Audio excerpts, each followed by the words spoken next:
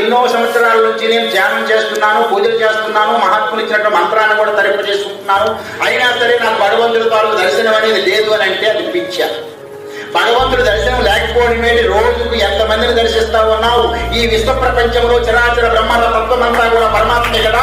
అందరినీ చూస్తూ కూడా, అందరినీ దర్శిస్తూ కూడా, అందరిలో ఉన్నటువంటి భావభావాలన్నింటి గ్రహిస్తూ కూడా మళ్ళీ నన్ను ప్రత్యేకించి చూస్తానంటావు. ఏమి మూర్ఖత్వం! పోని ఒకవేళ నేను చూపించడానికి సిద్ధమయ్యాననుకో, సహస్ర కోటి సూర్య ప్రభాకర తేజ స్వరూప.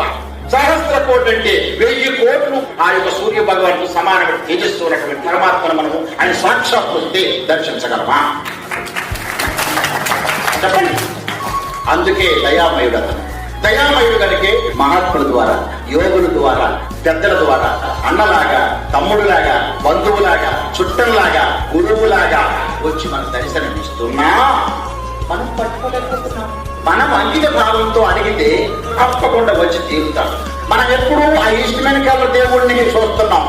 రంగు వేసుకొని రావాలి, ఒక పిల్లిని గడ పట్టుకోవాలి, ఒక నెమలి పింఛం పెట్టుకోవాలి, అవన్నీ వస్తేనే నేను పోలుస్తానని చెప్పి చూస్తున్నాము.